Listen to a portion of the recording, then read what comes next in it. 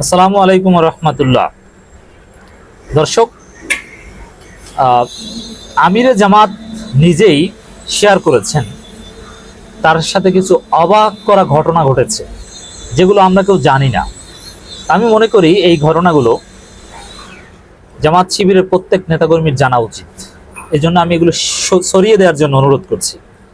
ঘটনাক্রমে আমিরে জামাত ডিসক্রাইব করেছেন তার সাথে কি ঘটেছিল। কয়েকদিন আগেও, 1 মাস 20 দিন 1.5 মাস আগেও তার সাথে কি নৃশংস অমানবিক আচরণ করা হয়েছে, এই বিষয়টা একটু আমি আপনাদেরকে জানিয়ে দিব। একই সাথে জামাত কওমি অভূতপূর্ব একটা সম্পর্ক আমরা দেখতে পাচ্ছি। কওমি আলেম ওলামারা অতীতের সব রেকর্ড ভঙ্গ করে জামাতের প্রতি কি সম্মান দেখাচ্ছে, কি কৃতজ্ঞতা দেখাচ্ছে, জামাতকে কতটা অ্যাপ্রিসিয়েট করছে, যেটা 1 মাস আগে অকল্পনীয় ছিল, অথবা জামাতের গত 80 বছরও বাস্তবে ঘটেনি, ইত্তেহাদের সময় ঘটেনি, এখন সেটা ঘটছে। জামাতকে অ্যাপ্রিসিয়েট করছে, জামাতের বিরুদ্ধে যারা সারা জীবন ফতোয়া দিয়ে এসেছে তারা। একেবারে এই তথ্য প্রমাণ সহ এই ঘটনাগুলো জনগণকে জানতে দেওয়া উচিত। এই দুইটা বিষয় আলোচনা করব। দেশের শীর্ষস্থানীয় আলেম ওলামা পীর মাশায়েখের সাথে আমিরে জামাতের মতবিনিময় সভা অনুষ্ঠিত হয়েছে। বাংলাদেশ জামাত ইসলামীর আমির ডাক্তার শফিকুর রহমান বলেন, ডাক্তার শফিকুর রহমান যে কতটা বিনয়ী, কতটা সহজ সরল মানুষ, এত বড় একজন নেতা, এই মুহূর্তে সমগ্র জনতার দৃষ্টি ডাক্তার শফিকুর রহমানের দিকে, মিডিয়ার দৃষ্টি ডাক্তার শফিকুর রহমানের দিকে, কিন্তু তিনি যে কতটা বিনয়ী, তার কথাবার্তা যে কতটা সিম্পলিসিটিতে ভরা, কতটা অহংকার মুক্ত, আপনারা আসলে অবাক হবেন। আমি একটু খবরটা আপনাদেরকে শোনাচ্ছি। এই ঘটনাটা একটু মন দিয়ে শোনার অনুরোধ করছি। বাংলাদেশ জামাত ইসলামের আমির ডাক্তার শফিকুর রহমান বলেন, মহান মাবুদের দরবারে অযুত শুকরিয়া আদায় করছি যে অত্যন্ত হৃদ্যতাপূর্ণ পরিবেশে আল্লাহ তাআলা আমাদের দ্বীনী ভাইদের সাথে এই গুনাহগার গোলামকে বসার তৌফিক দান করেছেন। নিজেকে কিভাবে উপস্থাপনা করেছেন দেখছেন। আলহামদুলিল্লাহ রাব্বিল আলামিন। আমার এই ক্ষুদ্র জীবনে চলার পথে, সাংগঠনিক জীবনে, সামাজিক জীবনে লাখো মানুষের সমাবেশে শ্রোতা হিসেবে অথবা কোনো না কোনোভাবে সামিল হওয়ার সুযোগ হয়েছে। আলহামদুলিল্লাহ। আমি আমার মাবুদকে সাক্ষী রেখে বলছি, আমার অতীতের মাহফিলগুলোতে আমি যে তৃপ্তি ও প্রশান্তি পেয়েছি, রব্বুল আলামিন তুমি সাক্ষী থেকো, আজকে তার চাইতে শতগুণ বেশি প্রশান্তি উপলব্ধি করছি। মুআজ্জাজ উলামা ইকরাম আমার কাছে কেউ কেউ একটা প্রত্যাশা ব্যক্ত করেছেন, আমি খুব দুর্বল মানুষ, ছোট মানুষ, ইলমে আমলে সব দিক থেকে আমি পেছনে, কিন্তু আমাদের মাওলা যে দুর্বল নন, কোরআন নাজিলের ভাষায় নিশ্চয়ই আল্লাহ তাআলা সবকিছুর উপরে মহাশক্তিধর, সবকিছুর উপরে তার কুদরতের আসর রয়েছে।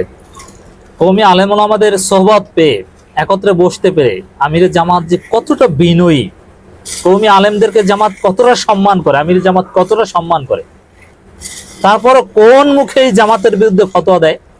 আমি মনে করি যারা আমিরে জামাতের এই বিনয় দেখেছে তারা আর কখনো জামাতের বিরুদ্ধে ফতোয়াবাজি করার দুঃসাহস দেখাবে না।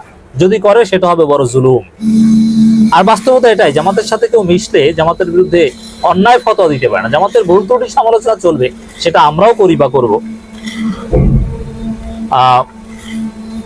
এরপরে যেটা বলছেন আমিরে জামাত, এই গোলামের কারণে আল্লাহর দ্বীনের যেন কোনো অপমান না হয়, কোনো ক্ষতি না হয়, নিজেকে বারবার আল্লাহর গোলাম হিসেবে কত বিনয়ের সাথে আলেম ওলামাদের সামনে উপস্থাপন করছেন।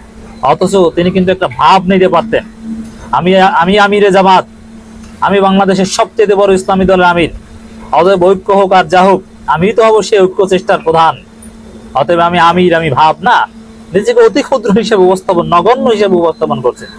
আমার কোনো এলেম নাই, এলেমে আমলে আমি খুব দুর্বল, আপনারাই শ্রেষ্ঠ, আপনাদের সামনে আমি কিছু না, এইভাবে আমিরে জামাত নিজেকে উপস্থাপন করেছেন। দ্বীনের জন্য প্রয়োজনে মহান রব অবশ্যই তা করে দিবেন ইনশাআল্লাহ। আমিরে জামাত ডাক্তার শফিকুর রহমান আরো বলেন, আল্লাহ রাব্বুল আলামিন আমাদেরকে শিখিয়ে দিয়েছেন যে আমাদের জন্য মহান আল্লাহ তাআলাই যথেষ্ট, যিনি উত্তম অভিভাবক, তিনি সর্বশ্রেষ্ঠ অভিভাবক এবং সর্বশ্রেষ্ঠ সাহায্যকারী।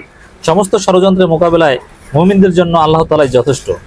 অনেকে হয়তো বলবেন এরকমটা কেন আমার আরো আগে একটু চিন্তা করতে পারলাম না আমরা, মানে এই যে আলেম ওলামাদের সাথে বসতে পারা, উদ্যোগ নেওয়া। আসলে জামাত চাইলেও আগে হতো না, পরিবেশ পরিস্থিতির পরিবর্তনের প্রেক্ষাপটে এটা হয়েছে।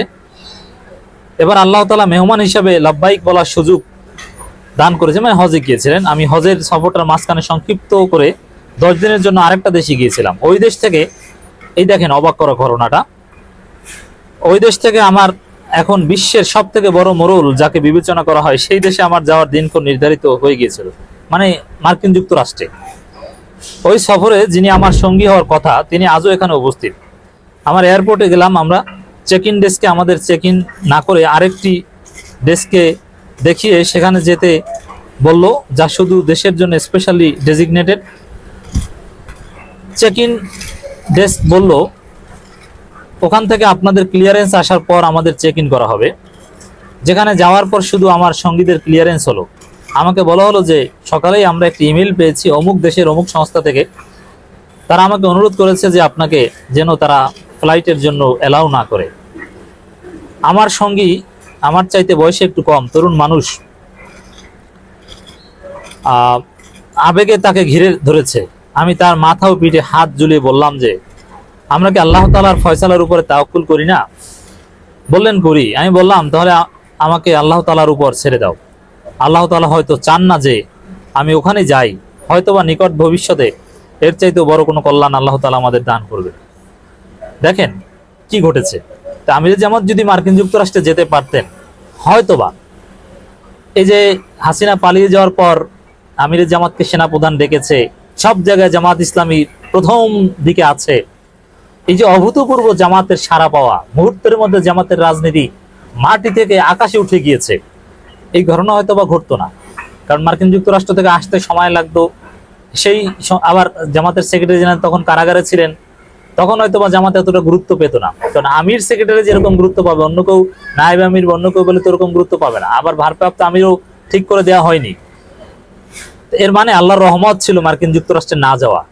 মার্কিন যুক্তরাষ্ট্রে যায়নি বলেই, যেতে পারেনি বলেই জামাত মুহূর্তের মধ্যে হিট হয়ে গিয়েছে, না হলে আমিরে জামাতের শূন্যতা আমরা উপলব্ধি করতাম। তাহলে দর্শক, আমিরে জামাতকে কিভাবে ঠেকিয়ে দেওয়া হয়েছিল, কি আচরণ করেছে, কি করতে গিয়ে কি হয়ে গেল। জামাতের ক্ষতি করার জন্য তাকে ঠেকিয়ে দেওয়া হলো, কিন্তু আল্লাহর রহমত জামাতকে আল্লাহ হিট করে দিল। এটা আমার কাছে অবাক করা লেগেছে। এটাই হচ্ছে আল্লাহর সাহায্য জামাত ইসলামের উপর, এই মজলুম সংগঠনের উপর। ডাক্তার শফিকুর রহমান নানান কথা বলেছেন।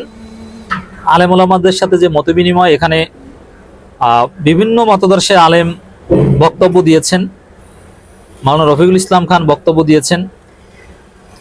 আমি কয়েকজন কওমি আলেমদের কৃতজ্ঞতা আপনাদেরকে শোনাতে চাই। হেফাজত ইসলামের যুগ্ম মহাসচিব মাওলানা আইজুল হক ইসলামাবাদী বলেন, আমিরে জামাত সকল মার্কাজের আলেমদের একত্রিত করে সকলকে ধন্য করেছেন। আমাদের এই ঐক্য বা হাজার ঐক্য কোনো কাজে আসবে না যদি আমরা ব্যালটের যুদ্ধে একত্রিত হতে না পারি। আমাদের দেশে গণতান্ত্রিক দেশ, আমাদের গণতান্ত্রিক সিস্টেমে আগাতে, মানে জামাতের সাথে ঐক্য করতে চাই। কত সুন্দরভাবে আমিরে জামাতের প্রতি কৃতজ্ঞতা বা জামাতের প্রতি কৃতজ্ঞতা দেখালো। আজমাতে সাহাবার, এই আজমাতে সাহাব এটা গঠন করা হয়েছিল কিন্তু জামাতের বিরুদ্ধে প্রচারণা চালানোর জন্য, আমরা আগেই বলে দিয়েছিলাম। কিন্তু সে আজমাতে সাহাবার আমির এখন আমিরে জামাতের প্রতি কি কৃতজ্ঞতা দেখাচ্ছে দেখেন। খুরশিদ আলম আল কাসিমি আমিরে জামাতকে ধন্যবাদ দিয়ে বলেন, আমার একটা পরামর্শ, তাহলে কালেমাপন্থীদের এক হতে হবে। আরো নানান ভাবে সম্মান দিয়েছেন।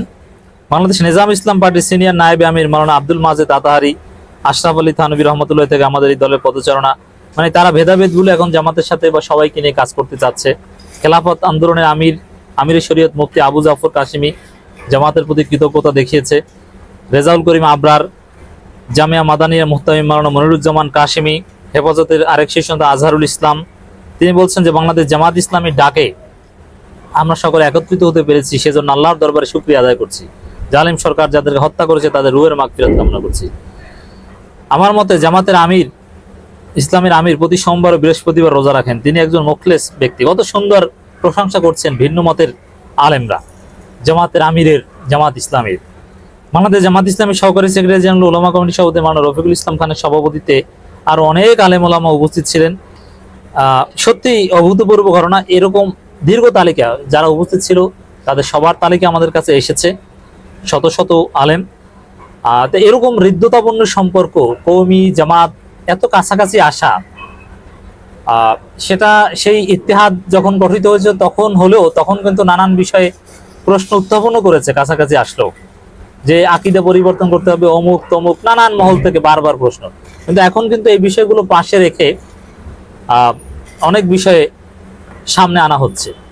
সত্যি অভূতপূর্ব। আমি ধন্যবাদ জানাই। এর রাজনৈতিক তাৎপর্য আমি এখনো স্বীকার করি না।